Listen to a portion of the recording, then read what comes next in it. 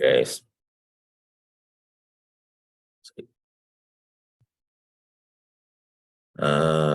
Stephanie, Yeah. where's your? Oh, see, I don't like this. Yeah, sorry, it's over there, so. Oh, okay. Okay, all right. You want to take that off? It is 9:30. Fellow Toastmasters, good morning. Welcome to today's District 11 Club Officer Training Session. In a unique setting here, in a hybrid setting. I'd like for us to begin. My name is Sam Bristol, Serving Sergeant at Arms. I'd like for us to begin by doing the Pledge of Allegiance. And if those in the room can stand. And their flag is to your back. Sorry, I'm gonna turn around here. Back. I pledge allegiance to the flag of the United States of America and to the republic for which it stands, one nation under God, indivisible, and liberty and justice for all. Please be seated.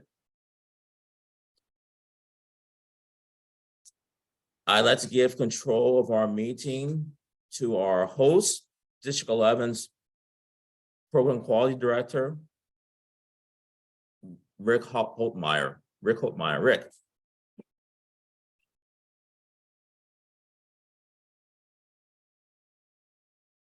Welcome, everybody. The idea behind having a hybrid meeting was Donna, I was going to say the wrong last name, Donna Caseborn, who is not here today. She may be in that online world out there where you can say hi to her remotely, but she was ready to get this all going, and then she ended up in the hospital. I was in the hospital for several weeks and continues in rehab. So we can all wish her well and thank her for the idea of putting on this type of hybrid session. The way the session will work today is we have representatives from every officer role in a club. Each of them will give a small 5 to 6 minute session, that 4 to 6 minute session actually, that covers 3 main points: the basics of the role, the challenges faced by that individual in that role, and then also the benefits to the individual performing the role. At the end of those individual sessions, there will then be a question and answer period, which I will moderate. So save your questions to the end. And the way that we will do them, I'll repeat this when we get there, but the way we will do them is you will use your reactions button on the bottom of the screen and raise your hand, and that will put you in a queue at the top so I can see that you have a question. More about that later. But for now, we will start with the first officer role we'll be starting with is Sergeant at Arms. Sergeant at Arms today is being presented by a member of the Turning Point Toastmasters Club who joined Toastmasters in August of 2008. Her current educational level is ACGALB, Amy Doherty.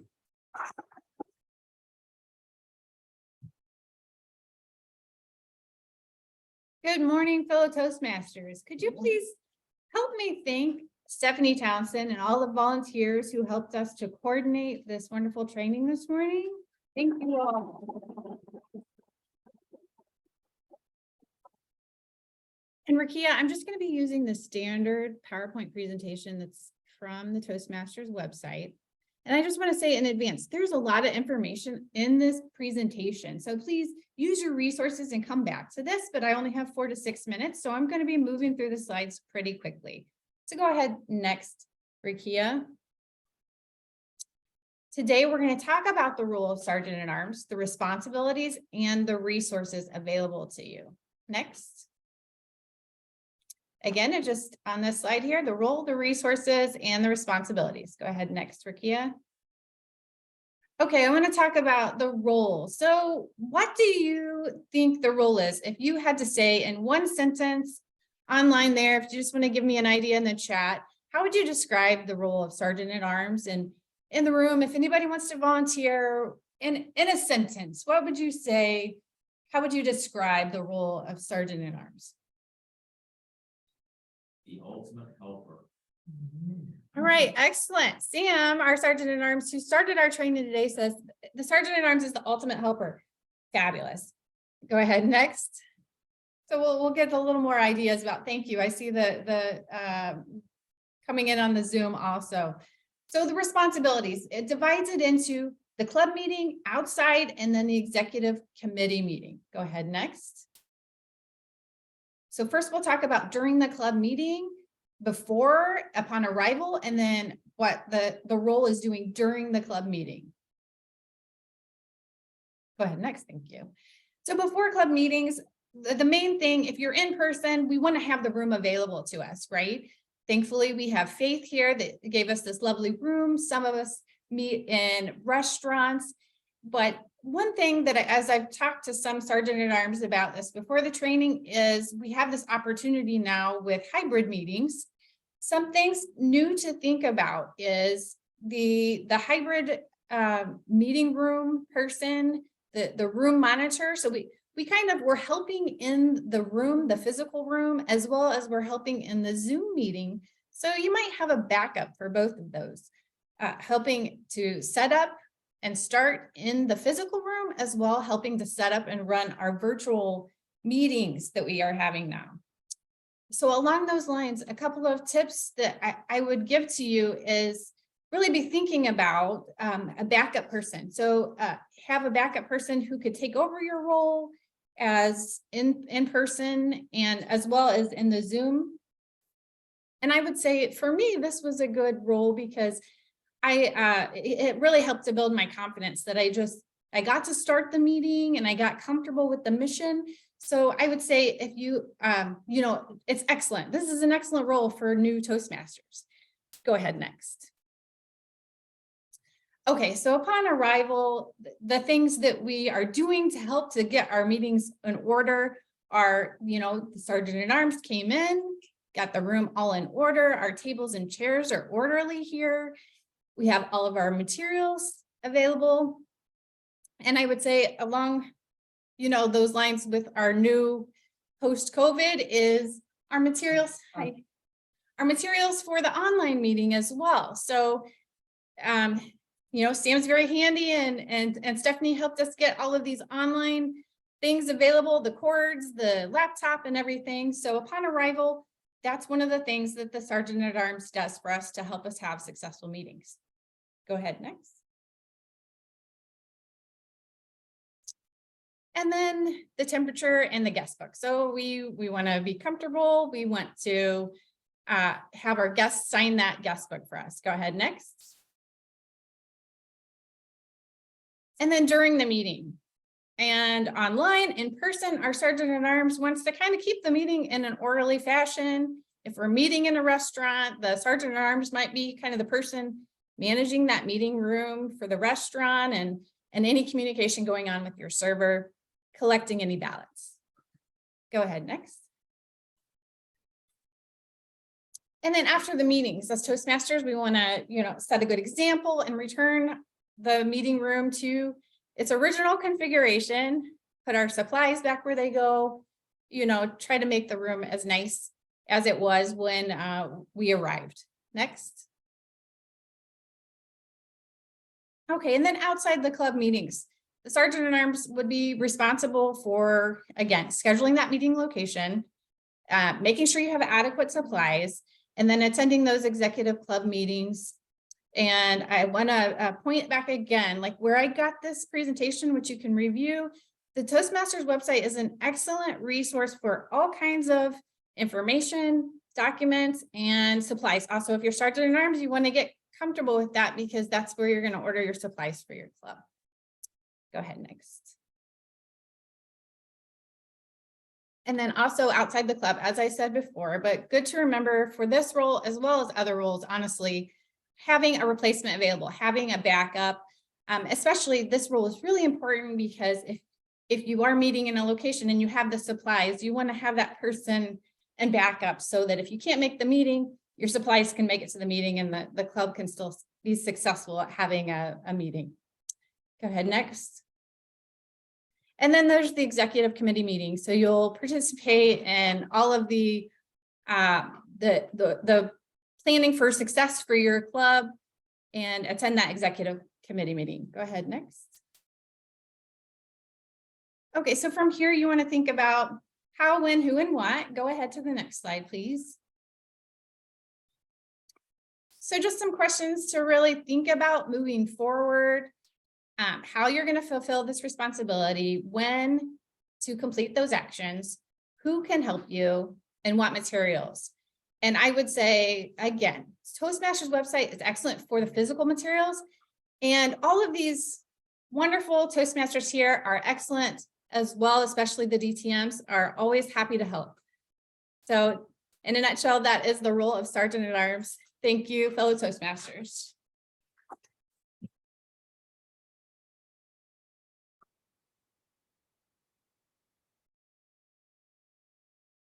Thank you, Amy. The next role up is a combined role, actually. Most clubs do combine this role, some do not. It's the role of secretary treasurer. This role is being presented today by Valerie Rice, who is a DTM, is with the TLC Toastmasters Ivy Tech Club, joined Toastmasters originally in April of 2014. Valerie.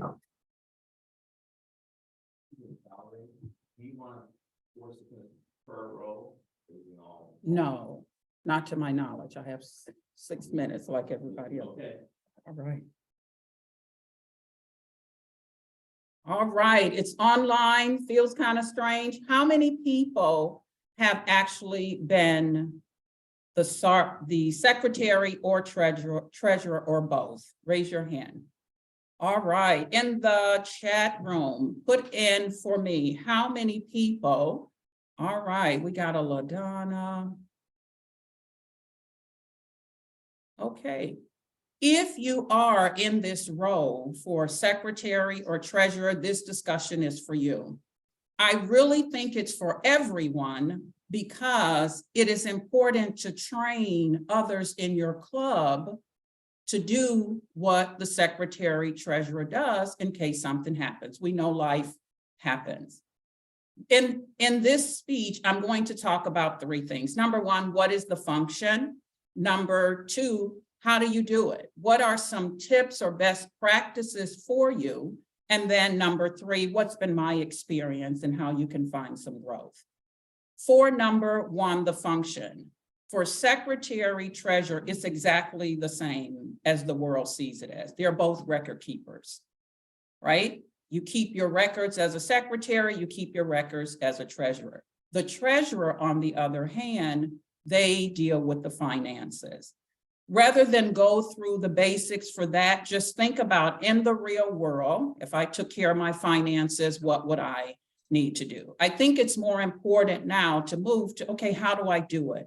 What are some best practices for the secretary treasurer? And I wrote a couple down. I would be remiss, first of all, not to talk about it being tax season, the IRS issue, right? So let's go to the IRS first. If you are a treasurer, you probably would want to make sure that you're doing your 990s and having that placed in a location for everyone to see. We're going to just do a demo here. I will use my club as an example. So Rakia, can you log on to that Google site that I showed you? If you're doing this, let's say, for instance, you're thinking, I have no idea how to even find a 990. You simply do a Google search, and Rakia has it there. You would put in tax-exempt org search. And people in the room, you could do that right now. If you have a cell phone, put in tax-exempt organization search, and the first hit should be the IRS. So Rakia, if you could click that first one. And you see a lot of information. You may thinking, oh, is this user friendly? Sure. The first link says tax exempt. You click that. Tax exempt in the center. The first blue link. You want to share you want to give me the mouse, Rakia, and then I'll do it.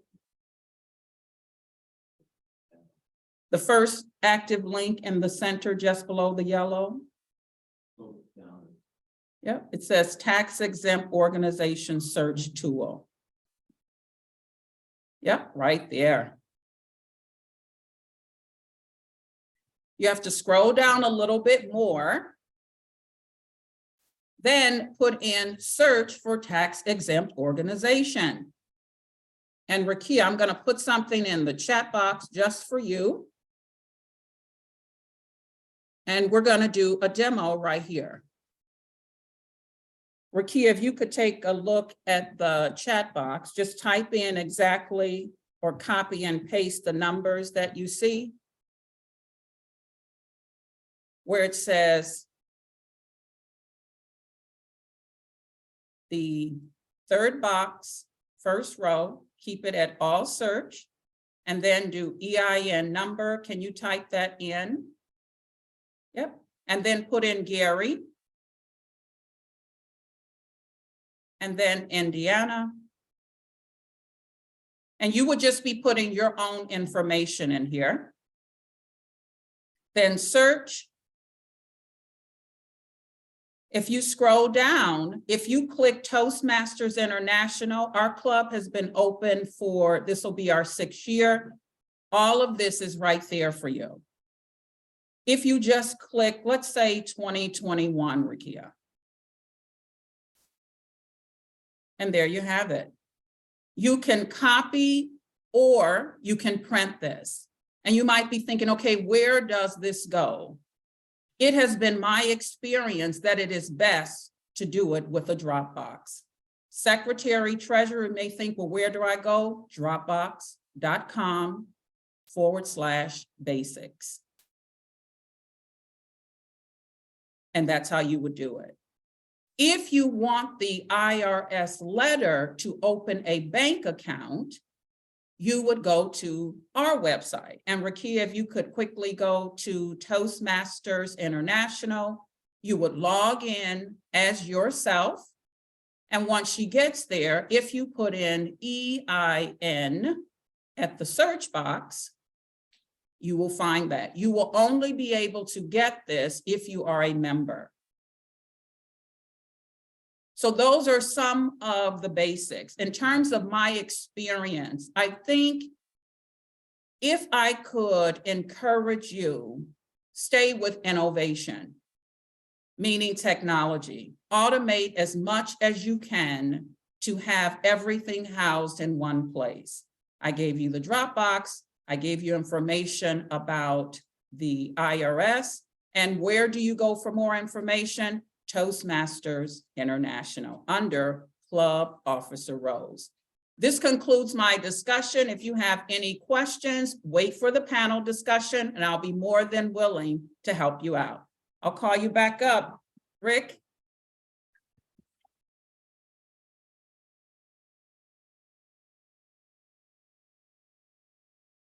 Thank you very much, Valerie. Our third presenter today will be presenting the VP of Public Relations role.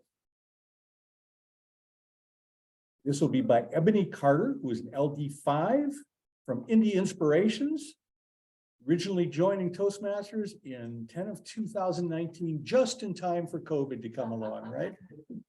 Ebony.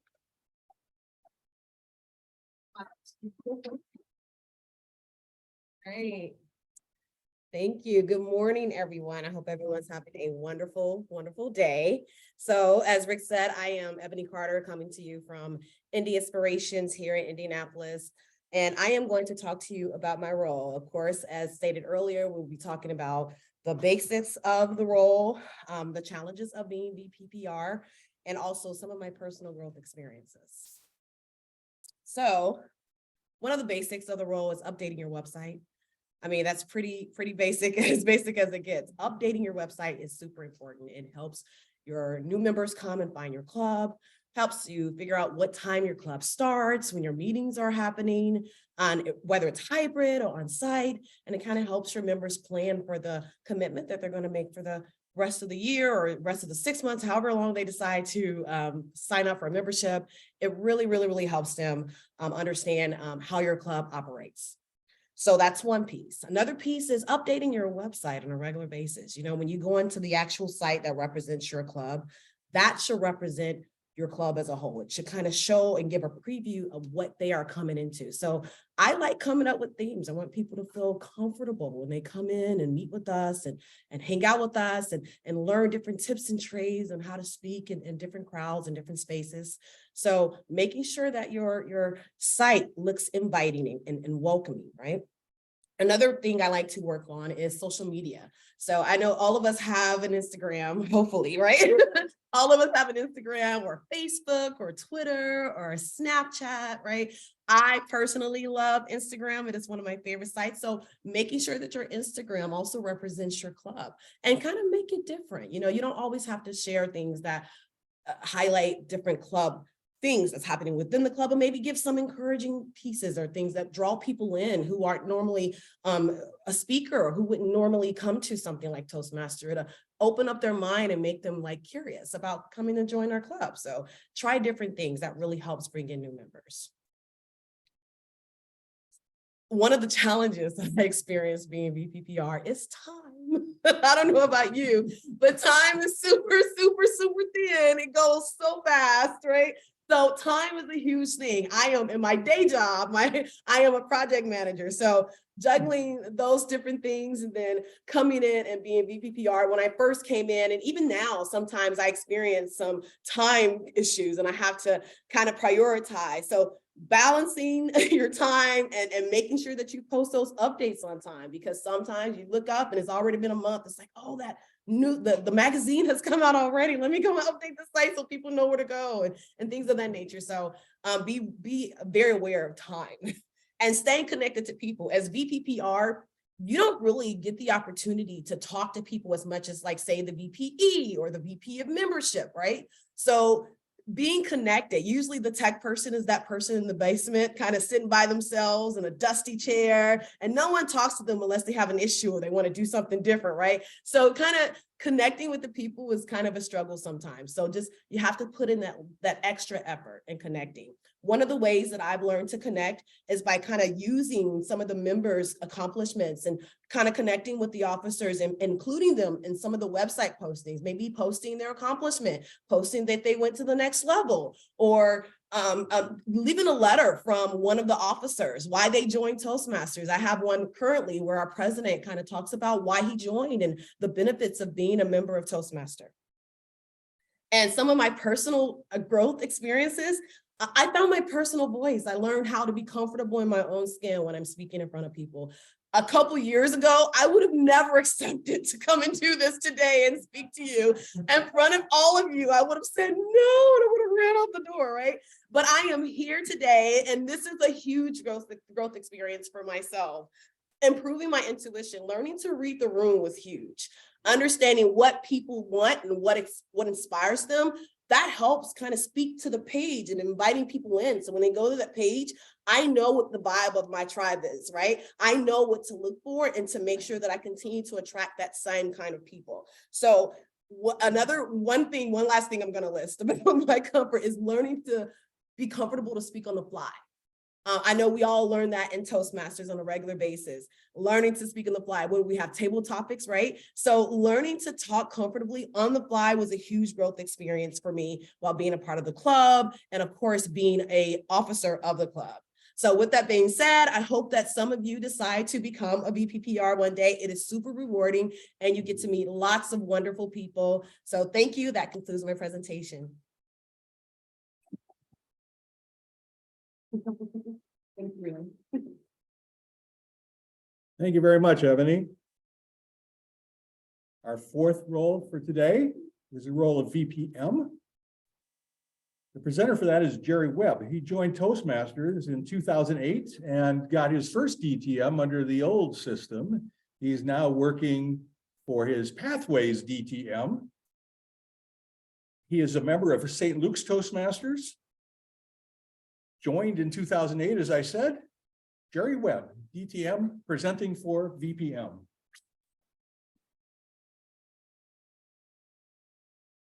Good morning, Toastmasters. I'm going to do things a little bit differently. My presentation is going to be inverted. So we're going to start off with resources. What kind of resources might be available to help you with a vice president membership or any other role? The first object I want to show you is Club Leadership Handbook. How many of you have one of those? Where can you find it? The easiest place to find it is District 11 website. Look under the resources tab and the club resources, and it'll pop right up. Don't lead without it. Second place, I need Raikia's help on this. Raikia, could you log into Toastmasters International website and go to that, keep scrolling until you come to the club officer roles? Just poke on that. There you go. Scroll down to vice president membership. They're almost all the same. What I just want to do is, I'm not going to walk you through this, but I want to tell you what's in each one of those little buttons there. The role summary is a one-page summary of your officer job. It's excellent. The tutorial is a combination of video and PowerPoint. They too are very good. So if you ever have any doubts about what your job is, look at one of those. And lastly, a self-evaluation. I have to give you some caution about that. They have high standards when you do the self-evaluation. If, for example, your club is small like mine and you just don't happen to have a club success plan that's all tidy and wrapped up with a bow around it, then you might not do so well in the self-evaluation, but you will get lots of hints on what to do. Just as an example, I think they don't grade you, but I would probably get about 50% as my mark if I were to do one of these. Thank you, Raikia. That's all I need the Toastmasters website for. Thanks a lot. Okay, what is the role of vice president of membership? What does one really do? Well, you find new members. You retain existing members. You assist the guest. You process membership applications, and you provide guest packets to guests if they show up in person. You work with almost all the other club officers, particularly the vice president of public relations and the treasurer. I was so glad to hear what Ebony said about the website.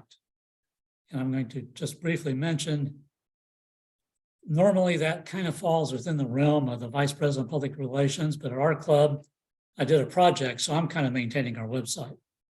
And as part of that project, I scanned around to District 11 at all the club websites, and I found that a lot of them are not in the best condition. So therefore, I emphasize to update that club website. One way people will find that is through the Find a Club function on Toastmasters International website. And you may have heard other people talk about this and harp on it, but it's true. You need to keep that Find a Club information up to date. So you will get the right contact person, and the contact person will respond to an inquiry. That's very important. On your own club website, it's not very useful if there's material up there that say, for example, this is club meeting minutes from 2 years ago. Most visitors will not find that interesting, and they won't want to proceed to find out anything else interesting about your club. So I recommend always keep that club website up to date. Very important. One thing I've learned that I didn't see in any of the material for the role, and I just started doing this recently, say maybe a year ago, is to establish a community of interest around your club. And that, I mean, if you're meeting in a church, establish a community of relationship with the church. You'll draw in lots of people. Also, if you're in a YMCA, I think Smedley started in a YMCA. So establish relations with a Y. It's very helpful. If you're in a corporate club, community relationships there's a little bit different.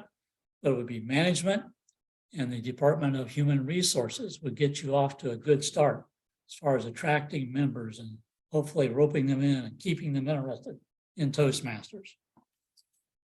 That is my experience as Vice President of Membership. Back to you, Rick.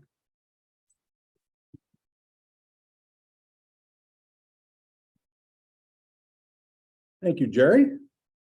The next role is that of Vice President for Education, VPE. That will be presented today by Michelle Menezes. She's PM2. She joined in 2018 and is a member of the Lilly Corporate Center Club.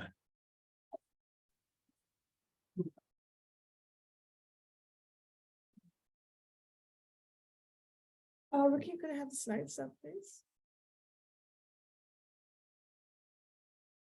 While she's getting the slides up, good morning, everyone, and I'm happy to be here. This is the first time I'm actually participating in a training, just like Ebony.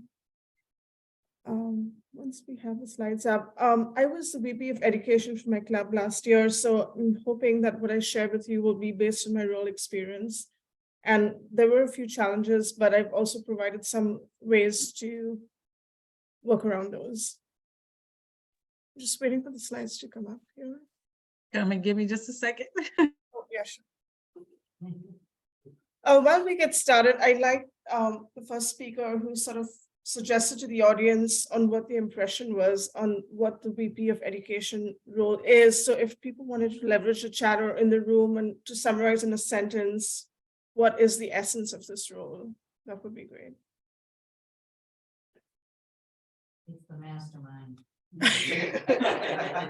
I would, yes. Someone in the room, Meg, said it's the mastermind role. And really, I think the essence of the club's success lies with the VP of Education. While Rukia is getting up the slide, the VP of Education is the second officer in command in any given club. And I would argue, having been the VP of Education last year and also the president this year, that it is the most critical role in your Toastmasters club. If you go to slide 3, Rukia, if your club is, so the role is essence to the success of each member and the success of the club on its own. The VP of Education really leads the effort to ensure every club member can accomplish the goals that they've set out to do for that year, but also help the club achieve its goal, towards distinguished awards at the district level. So to be successful in this role, it's really important to know who is in your club. As new members join in, be connected to the VP of Membership to make sure you have the most current roster. And our VP of Education this year did a fantastic job of meeting each member personally over a period of 2 weeks and just understanding what their goals were. And if they were hesitant, kind of working around that and encouraging them to set higher levels for their goals. The other difficult part of the role is creating and setting club agendas. So the VP of Education sets the entire agenda for the period that they're in the role. As an example, they would fill up all the roles, the grammarian, the speakers, the table topic master, the Toastmaster. So they really have to be able to understand who can take each role, because if it's a new member, they're likely not going to be assigned as a Toastmaster right off the bat. So they create and send club agendas. They also the key base camp manager. So when a member completes an educational level, they're responsible for approving it and then going ahead and submitting that for an education award. The VP of Education also ensures the club strives towards the Distinguished Club program. So keeping a pulse on the progress of the club over time. How many level 1 or 2s, or where do we need level 4s or 5s as the deadline approaches, and kind of encouraging people who could potentially achieve those levels to volunteer for speeches. They're also responsible on the Toastmasters International list of things to do that Jerry shared before. They're also in charge of the mentorship program.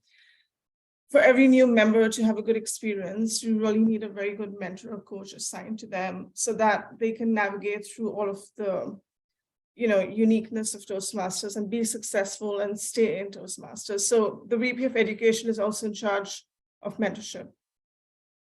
And if they haven't had enough to do already, they're also in charge of organizing key club events, the contests, the open houses, etc. And what is actually an opportunity for the VP of Education is, along with the president, they are able to represent their club at area and district council meetings. One opportunity is participating in trainings like this and really being able to then think of higher level roles as they go on their Toastmasters journey. Next slide, please. So there are many challenges to the role that I experienced last year, but they're not insurmountable. I think you need to be careful to always make sure that as you're helping all of your members achieve their goals, you don't forget your own.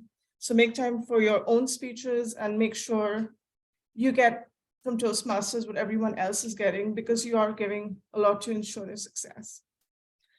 What worked for me was to set up some weekly focus time every week so that I just didn't have this list floating around. So I would set up 30 minutes and say, this is the time I'm going to send my agenda. This is the time I'm going to check the website to see where we are with, Toastmasters overall award status, and, just not spread it over the whole week, but just take 30 minutes to do that and then check it off my list. And our club has a good history of delegating some of the VP of Education responsibilities. And I encourage everyone to do that in their clubs as well. We have a mentor liaison role. So the VP of Education doesn't do anything with the mentoring, but as soon as we have a new member, the VP of Membership will contact the mentor liaison, and that person will take care of assigning a new member, a mentor or coach to the new member. So that's one thing off their to-do list. For club contest, the VP of Education will seek out a contest chair, but the contest chair will be the one responsible for running the contest, filling the contest roles, taking care of everything after they get assigned to it. So that's another good thing. And with open houses, partnering really closely with public relations to kind of share the responsibility of the open house and kind of give the VP of Education some breathing room. And in general, they can participate and partner with the president to foster member engagement and ensure members get recognized at meetings as they achieve different levels. So you're not alone, and leverage the officer roles in your club to kind of do better, to kind of share the responsibility. You might get a lot of last minute rescheduling. For that, I recommend sending the agendas out a week ahead of the meeting, and then again 3 days before the meeting. And when you send out an agenda for a weekly meeting, for a meeting coming up, also send out the agendas for 3 or 4 meetings ahead so people can come back to you and tell you what their conflicts are.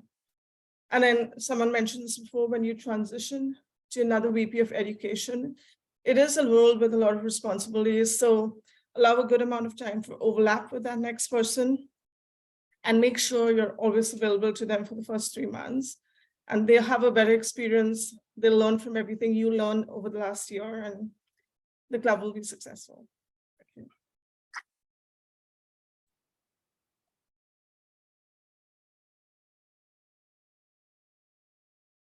Thank you, Michelle. Our last role is that of president. The presenter today is Meg Claxton. Now, she joined Toastmasters in the last century.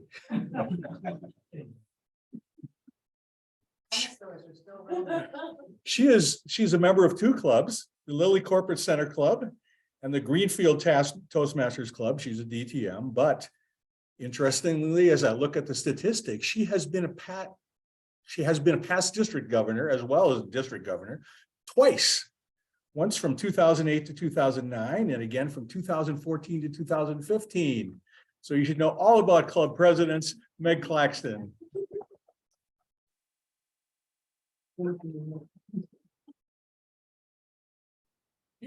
Rick also didn't tell us when he joined Toastmasters. We're not going to mention that. He saved the easiest role for last. For the function of the president, the most important thing is to show up. And by doing so, you're setting the example, setting the tone for the club, which is what your job is. Both also at the club meeting, but at the executive committee meeting, which we haven't talked much about because it's the president's job to set that up. It's very important to have one at the beginning of the year and mid-year in particular. Some clubs have these quarterly, twice a year. Some clubs have them every month. During that club, the executive club committee meeting, you're going to talk about your club goals. And that's usually talking about the DCP. What are we going, our distinguished club program? What are we shooting for this year? Who do we need to get involved? You also may have club goals because you're a company club. There's something with the company or the committee, something in the community that you want to have as part of your goals. In the executive committee meeting, you also want to talk about the officers' roles and expectations. As the president, you have to set those expectations, what you want them to do. This is the only role that you cannot repeat back to back. So you cannot be president if you're president this year, next year, but you could go the following year, because next year you have an important role. Traditionally, not all clubs do this, but traditionally the immediate past president is the nomination chair. And that person should be right now, starting with some information, talking first with the current officers to say, what do you want to do next year? Are you thinking about repeating the role again? You want to try something else? They should have first dibs. Then the nomination chair should also be talking to folks members that have maybe expressed an interest in being an officer and chatting with all of them. Announcing at the club meeting, saying, I'm the nomination chair. You can self-nominate or you can nominate someone else from our club to be able to run for next year. The slate of officers should be presented at a meeting and also online in April. And the first meeting in May is when you elect your new officers, which seems awfully early because they don't start till July 1st, but training starts in June. So that gives those folks the opportunity to be able to figure out when they're going to schedule their training in. That's overall the function of the president. And there's a few challenges. As Amy was talking about, you may have the challenge of location. You may be in a restaurant that decides to close down. Oh my gosh, half of your members may be part of a division that your company decides to sell off. Oh my gosh, so you have those challenges. But the biggest challenges generally are the officers. Some officers are just not going to live up to your expectations. Life happens, as we were already told by Miss Rice over there. Life happens. If it does, you need to speak with that officer individually, face to face, if at all possible, to talk about what's going on. How come these things aren't getting done? But on the other side, when things are going really well, you praise publicly. So you might say, I am so excited because our treasurer got all of our dues in before the end of March. Make sure you do lavish praise when you can. Growth opportunities. Yeah, there's a few. You can talk to Michelle, who just did the VP of Education, because we convinced her this year that she could be president, and she has shared with us it was something she never thought she could do, and she's doing an awesome job. There's great growth in that. Although sometimes it feels like you're herding cats to try and keep everybody going. The focus as the president needs to be on those members. Is your meeting, are your officers addressing needs of all the members, which should also be part of your DCP? Because if you have a strong club, your distinguished club program is really going to fall into place. So the most important thing for president is really recognizing the accomplishments that everybody has. And at the end of every meeting, when you get up there, to make sure that you say to all your guests that you're really happy they were there, invite them back, and also invite them to join your club. Back to you, Rick.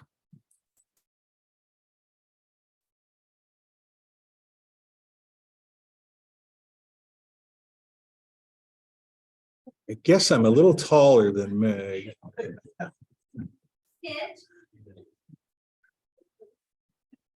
In my current role as program quality director, I look a lot at metrics for clubs because we're trying to make as many clubs as possible distinguished. And I want you to note that as we've looked at these, and I've read every single club visit that has been done this year, and I continue to read them that are going on. But I found that the health of a club is directly dependent on its officers. Absolutely. There's some other indicators, but they all come back to the officers and the officer leadership of that club. Other indicators we look at, how many of the officers are coming to educational sessions like this. That's another strong indicator. Clubs that consistently have all 7 of their officers attend are consistently distinguished clubs. Next thing we look at, and it fits in with the DCP program also, but as I look at the officer list, how many of them have at least one pathways level? If officers are getting pathways levels, then the DCP points are going to come. Everyone will follow the officers. Another thing that I look at is what I want to call it.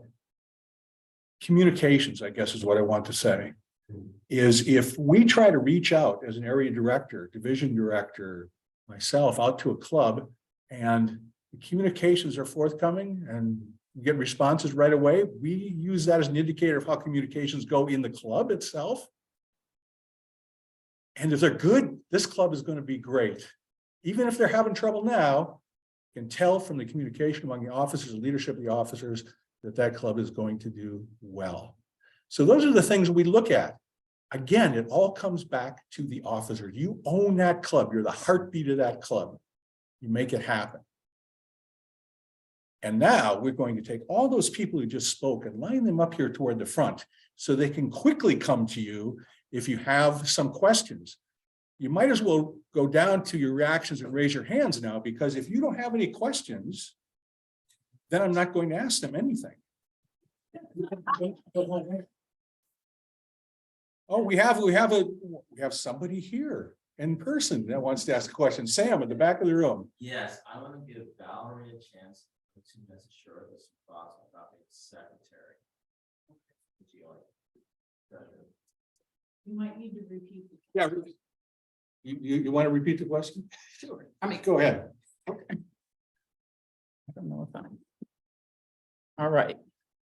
The question was secretary. This was a very quick overview, but for secretary, I mentioned the Dropbox.com.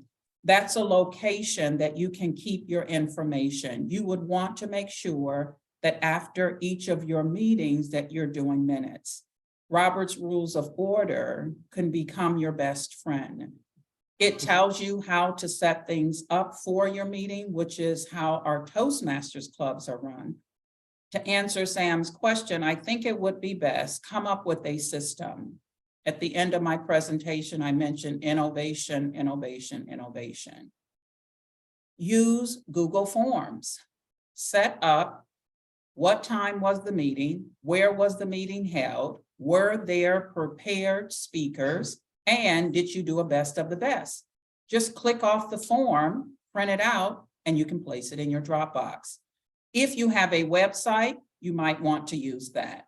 Hopefully that answers your question, Sam, about things that a secretary might do. Record keeping.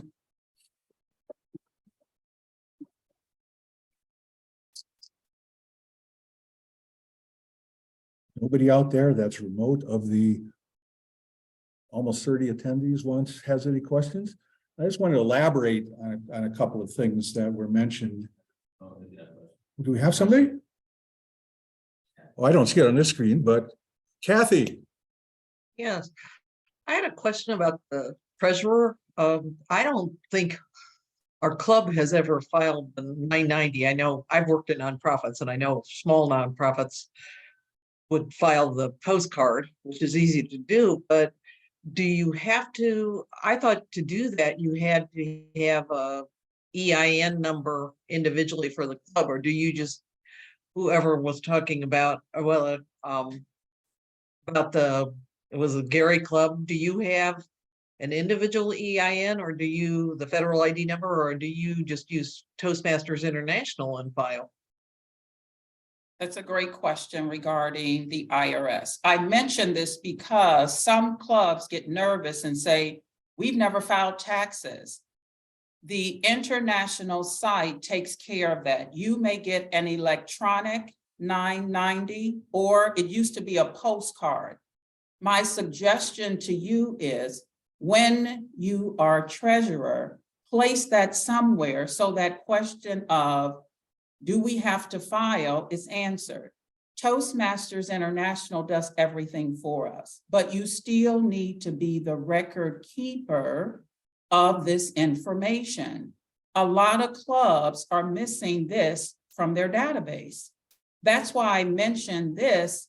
There is no filing. Let me be clear with that. You should get an electronic or a postcard. When you go through the steps, you put in your EIN number. If you're wondering what is my EIN number, go to Toastmasters International, log in as a member, put in E as in egg, I as in ice, and N as in Nancy. Then look for the letter. That's how you can do your bank account, just so I can be clear. But every club has an EIN number. Just like we have a social number, we're a business. We are a business, and you have to run your business the way that a regular business would. It would be unheard of for a nonprofit to not have information regarding the IRS. Hopefully that answers. No filing, just record keeping of your 990 forms, which is now online because everything is going online. That's why in my suggestion for Dropbox, clubs should consider it. I realize people have some reservation regarding online work, but online is the future. Look at what we're doing right here. Valerie, there was another question on who is the postcard sent to? Well, that's a good question. It probably, when the initial club was open, that probably is happening with that person. Now, some clubs are old, right? I'm sure like Meg's club probably has been in existence for a while. Let me just, not because of her age, but I'm saying she's a part of clubs that have been in existence for a while. Let me give you a tip. Be less concerned about who the postcard or electronic information goes to than you going to the IRS location yourself every year around May or June to download your 990. That's what I want to stress. You don't have to do anything because ours goes to Ivy Tech Community College, and then they just kind of send it. When it became electronic, it just went to our email, but our club is new. We've been in existence for less than 7 years, which means we're still a new business. For you, in my opinion, as record keeper, make sure 990 is somewhere. And just imagine if I had it last year, Rick had it year before, Meg had it year before, where is all this being kept? Just keep it in a location. Paper can get lost, it can become tattered, it can become worn. If you print that out electronically and place it in a free location, each year you will have that. Now you might be thinking, well, what is the point? The point is the integrity of your club. That's really the point. A business would be remiss to have absolutely nothing regarding tax.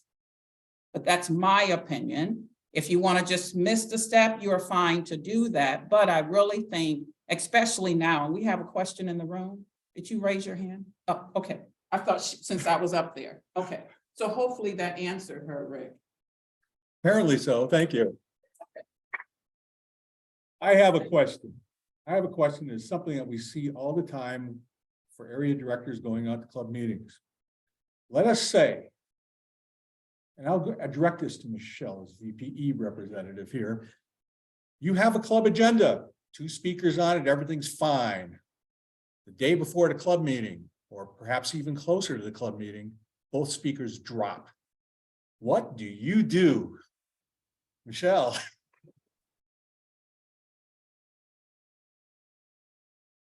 The question was, if there's a last minute reschedule with a prepared speech, what do you do? In our LCC Toastmasters Club, we try to send the agenda out 3 or 4 days before, so hopefully we avoid a situation like that. But if there is a situation that arises, one could always send an email to the distribution group of attendees and ask them if anyone has a pocket speech or a speech that they wanted to drop in. If we don't have anyone who wants to do that, there's always table topics. And as speaking as a member for corporate club, table topics is highly valued for interviews and, talking to senior leadership or even talking to your management. So it becomes a table topic club.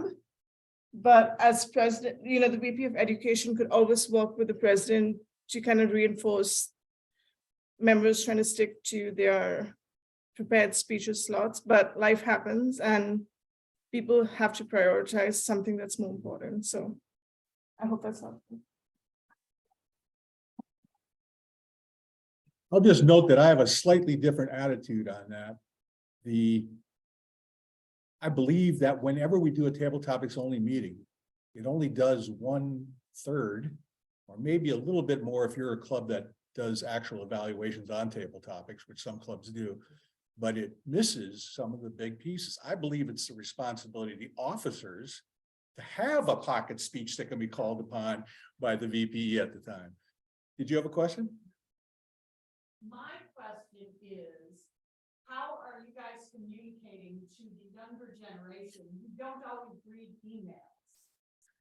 The question was, in case you couldn't hear it that far, is how are we communicating to the younger generation that doesn't always read their emails?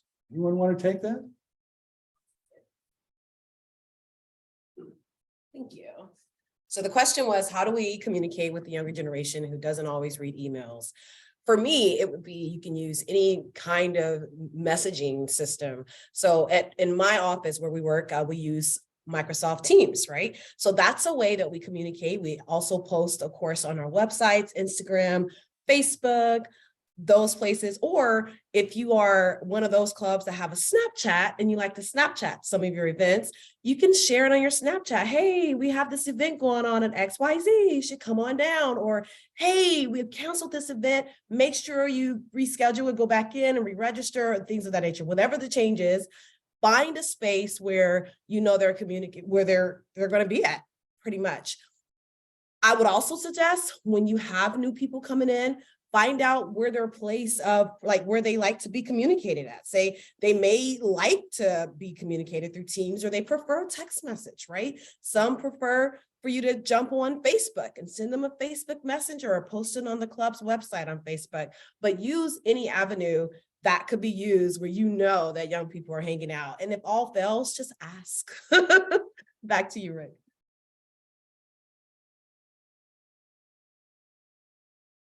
I will add some of my observations from the district level. As most of you get emails from me all the time, you probably know that that's what's going to happen. I'm going to do a lot of direct emails. We find they work much better than sending things out through MailChimp or other types of facilities.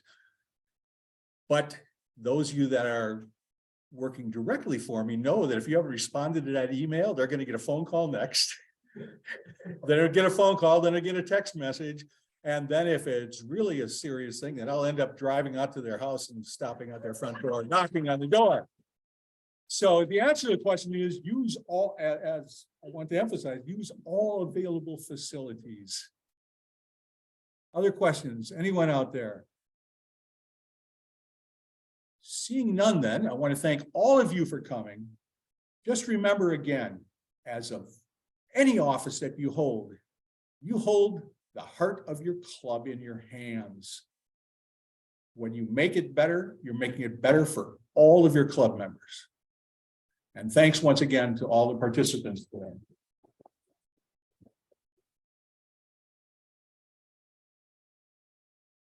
Rakia, you can stop the recording.